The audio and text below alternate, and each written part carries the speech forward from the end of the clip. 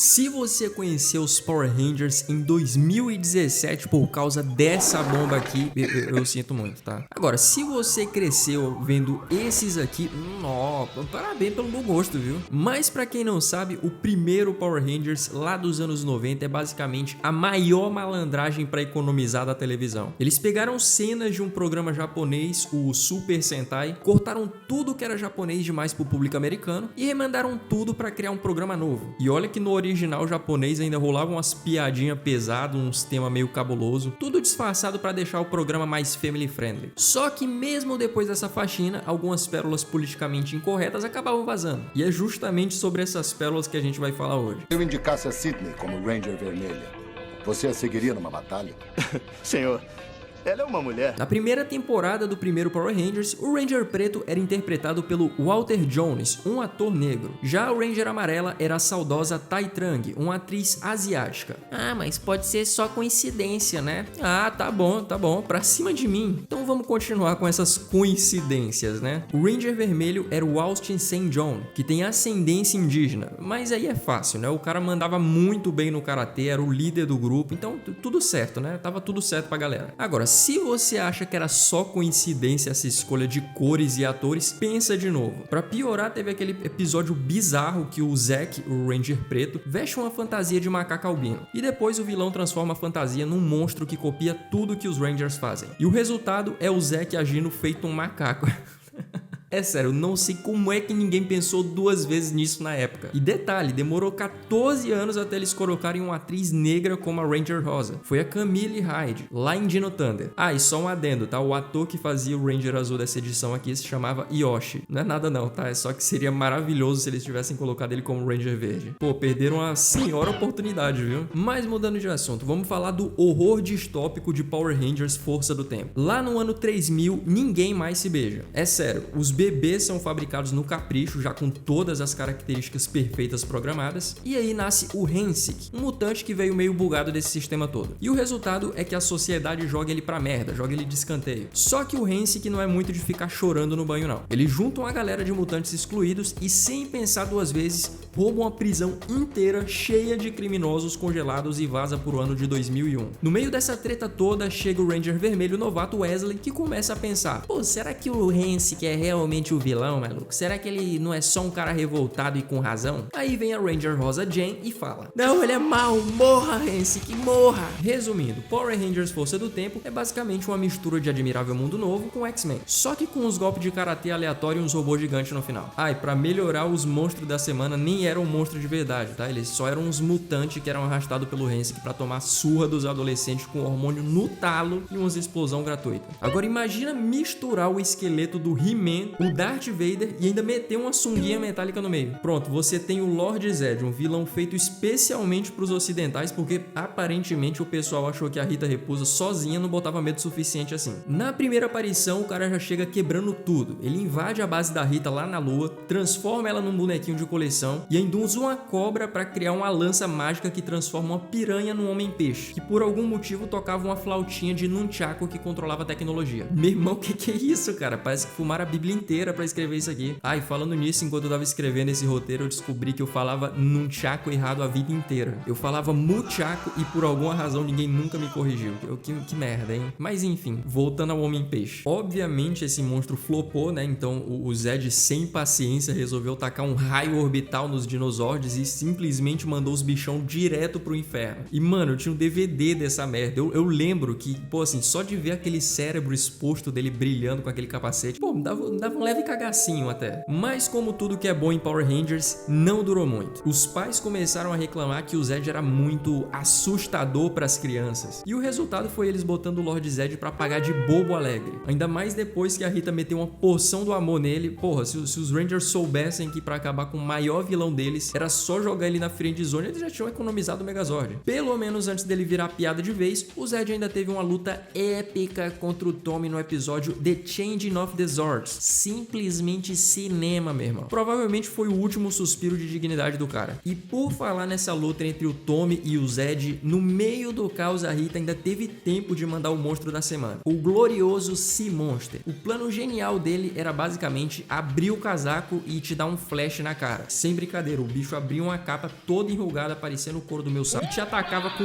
1 milhão de olhos piscando ao mesmo tempo. E véi, esse casaco dele não parecia tecido não, viu? Era tipo uma carne viva, meio derretida. Parecia que tinham feito um sobretudo com o resto de carne. Quando ele lançava o tal ataque do Flash, os Rangers caíam no chão segurando a cabeça, cheio de círculos vermelhos girando. Aí o Zed, na maior tranquilidade, mete aquele clássico: faça o meu monstro crescer. E o Sea Monster ficou gigante que nem o Megazord. E falando em Megazord, por algum motivo que desafia qualquer explicação, o ataque do Flash ainda funcionava mesmo nos Megazords, sendo que, né, são basicamente robôs gigantes, sem olhos. Não, o errado aqui sou eu, que tô tentando ver lógica num programa que a roupa dos caras sai faísca. Mas agora, se você não viu Power Rangers Galáxia Perdida, pelo nome você deve pensar que a galera deve explorar uns buracos negros, meteoro e sei lá, cair num buraco de minhoca talvez? E spoiler, não tem nada disso não. Depois que Power Rangers no espaço bombou, os caras queriam surfar no hype e manter a vibe meio espacial. Só que o Super Sentai que eles tinham pra adaptar era todo baseado em natureza. Árvore, floresta, passarinho,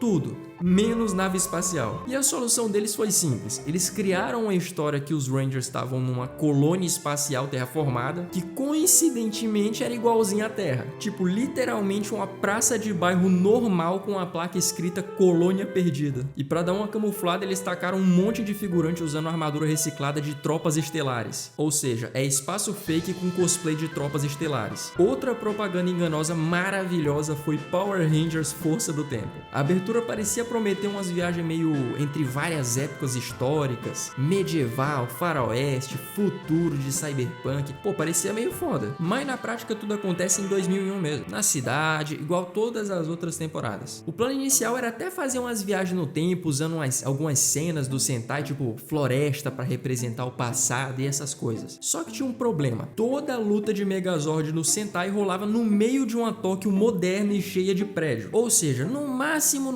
eles iam conseguir meter uns flashback ali, outro aqui, mas viajar no tempo mesmo, só na imaginação. Mas e aquelas cenas épicas do trailer da temporada?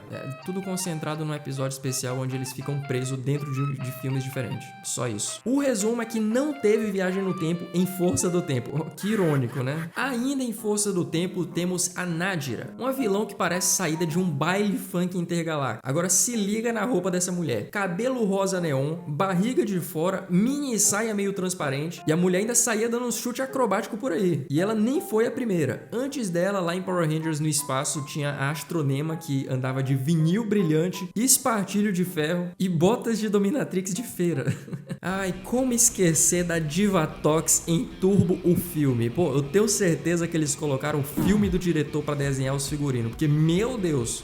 Felipe, mas o filme é ruim. Mas a Divatox tá lá, né? Só sustentando a audiência de virgem que tá lá só pra ver o decotão dela. E eu era um deles, eu confesso. E se você acha que Power Rangers era só explosão e robô gigante, então se prepara porque o caos também rolava nos bastidores. E começando pesado, viu? Lembra do Billy, o Ranger azul da primeira geração? Então, o ator, o David Yost, revelou em 2010 que sofreu horrores de homofobia nos bastidores. Tipo, num nível absurdo. O negócio foi tão feio que ele simplesmente largou o set de Power Rangers Zeo no meio das gravações. Ele falou que não aguentava mais ouvir ofensa atrás de ofensa e pior, ele ainda tentou fazer terapia de cura gay. Não, cara, olha isso, véio. Que nível que chegou isso. E claro que isso acabou levando ele a uma puta crise e só depois de tudo isso que ele conseguiu se aceitar de verdade. Pesado, né? E olha que o cara apareceu em quase tudo, viu? Foram 194 episódios e ainda teve um filme. E se você acha que o pior já tinha passado, segura mais essa. Já aconteceu de botarem fogo em 2 Rangers de verdade durante as gravações. No episódio Switching Places da primeira temporada, aquela que o Billy e a Kimberly trocam de corpo, rolou um acidente com pirotecnia. E o resultado foi que o David Yost, a Amy Jo Johnson pegaram fogo de leve. A Amy, inclusive, ficou tão traumatizada que quando ela foi gravar o filme Turbo Power Rangers 2, ela pediu pra todo mundo tomar o dobro de cuidado nas cenas com fogo. E com razão. Você quase vira churrasco pra gravar um episódio ao mínimo, né? E já que a gente tá falando de bizarrice, você lembra do Justin, aquele Ranger azul de Turbo? Lobo, aquele moleque lá de 12 anos. Se você não sabe, deixa eu te explicar. Os caras decidiram que seria uma boa ideia colocar uma criança pra ser um Power Ranger. O Rock se machuca e, na falta de alguém melhor, literalmente porque só tinha o Justin na sala, eles dão um morfador pro moleque. É tipo teu pai te levar pra sair com os amigos dele no bar quando tu tem 10 anos, ele ficar loucaço de cana e pedir pra tu levar o carro. E pior, o moleque ainda pilotava o Mountain Blaster Turbozod, que vamos combinar aqui, né? Parece mais nome de desodorante do que de robô gigante isso aí. No final, o Justin virou meio que o Scooby-Loo dos Power Rangers. E não, eu não esqueci daquele Ranger que era um cachorro.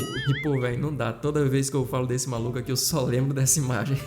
Mas maluco, uma coisa que não dá pra negar é que Power Rangers foi praticamente o melhor custo-benefício da história da TV infantil. Meu irmão, os caras eram gênio da economia. Eles pegavam cenas prontas do Super Sentai lá do Japão, cortavam, colavam, jogavam uns diálogos novos e pronto. Episódio novo na área. E claro, tudo bem pensadinho pra vender brinquedo. Se liga, toda vez que eles falavam o nome do Megazord, da arma secreta, do Ultra Blaster 38, pode ter certeza, era porque tinha brinquedo novo vindo aí. E detalhe, toda peça se juntava em outra. Ou seja, você tinha que comprar todos se você quisesse montar um Megazord boladão. Pô, é golpe baixo, né? Mas eles se fuderam, porque minha mãe nunca comprava mesmo.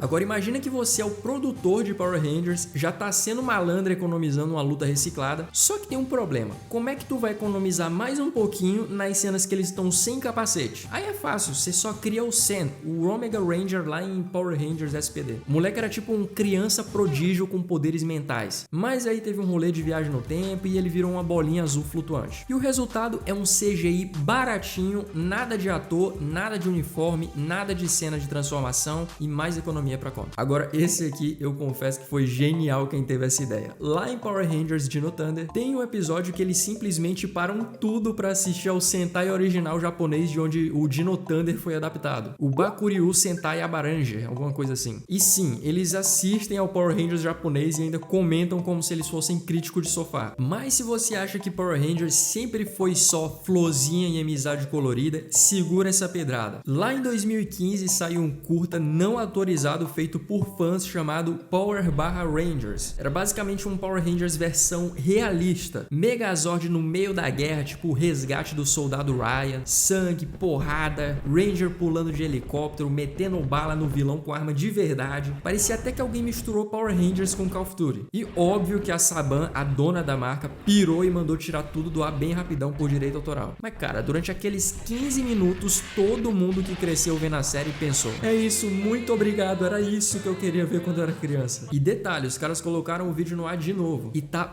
bizarro de tão bem feito isso aqui, na moral. Agora vamos falar do Hensick de novo. O ator que fazia o Hensick disse que na época das gravações ninguém prestava muita atenção nos detalhes, então rolavam uns momentos bem errados. Tipo uma cena que a Nadira, a filha do Hensick, quebra a unha e ele, pasme, bota o dedo dela na boca. Ele ainda passa um tempinho mexendo a língua ali.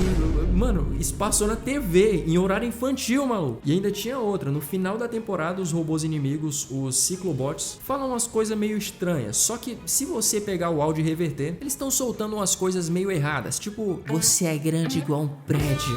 E sim, é no sentido que tu tá pensando mesmo, tá? E eles também soltavam uns palavrões tipo, isso tá caro pra caralho. E é claro que depois eles tentaram censurar, mas quem viu, viu. E pra fechar com chave de ouro, eu queria encerrar esse vídeo falando de um caso bem específico envolvendo o ator que fez o primeiro Power Ranger vermelho. Então bora voltar pros anos 90. Austin St. John, o Jason, era a cara da série. E aí, quando os atores que interpretam os Rangers viram que estavam batendo audiência até com desenho brabo, tipo Batman Animated Series, eles começaram a se questionar: pô, não tá faltando um cascalho aqui pra nós não, a graninha? E alguns, tipo a Amy, ficaram na paz. Só que o Austin, o Walter e a Tai Trang decidiram meter o louco e pedir um aumento. E mais que justo, né? E a resposta da produtora Saban foi o seguinte: como é que você me ousa pedir mais dinheiro por ter trabalhado pra mim? Some da minha frente, vocês estão fora.